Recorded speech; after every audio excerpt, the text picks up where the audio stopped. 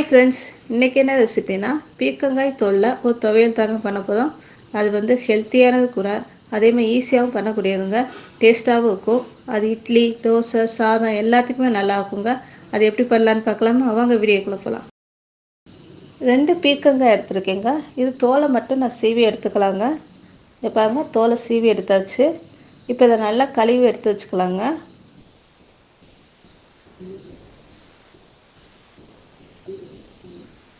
இப்போ ஒரு தவாலைங்க 1 table spoon எண்ணெய் சேர்த்துக்கோங்க. கடலெண்ணெய் தான் சேர்த்துருக்கேங்க. சேர்த்துட்டு கடுகு உளுத்தப்பருப்பு பொரிச்சு எடுத்துக்கலாங்க. உளுத்தப்பருப்பு கொஞ்சம் கூடயே சேர்த்துக்கோங்க. பொரிச்சு தனியாக எடுத்து வச்சுக்கலாங்க. எடுத்து வச்சுட்டு இப்போ அதே தவாவில் பீர்க்கங்காய் தோலை சேர்த்து நல்லா வதக்கலாங்க. நல்லா வதக்கிக்கோங்க. அது கலர் கொஞ்சம் சேஞ்ச் ஆகிடுங்க. தண்ணியெல்லாம் நல்லா சுண்டிடும். இங்கே பாருங்கள், நல்லா வதக்கி எடுத்தாச்சு.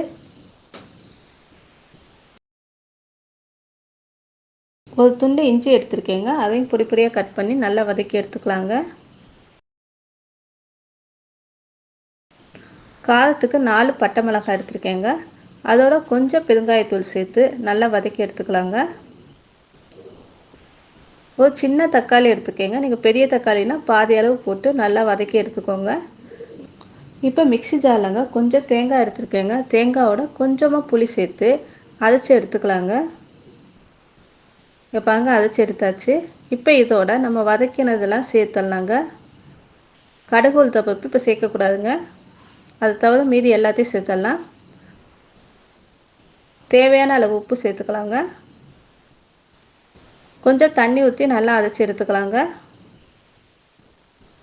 இப்போங்க அரைச்சி எடுத்தாச்சு. இப்போ கடுகு உளுத்தப்பருப்பு சேர்த்து பல்ஸ் மோடில் ஒரே ஒரு சுற்று சுற்றுங்க, போதும். பீர்க்கங்காய் துவையல் ரெடி ஆயிடுச்சுங்க. செஞ்சு பாருங்கள். பிடிச்சிருந்தா லைக் பண்ணுங்கள், சப்ஸ்கிரைப் பண்ணுங்கள், ஷேர் பண்ணுங்கள். உங்கள் ஃபீட்பேக்கை எனக்கு கமெண்ட்டாக கொடுங்க. அதே போல் பெல் ஐக்கானே கிளிக் பண்ணிக்கோங்க. அப்போ தான் நாங்கள் போடுற வீடியோட நோட்டிஃபிகேஷன் உங்களுக்கு வரும். Thank you, by.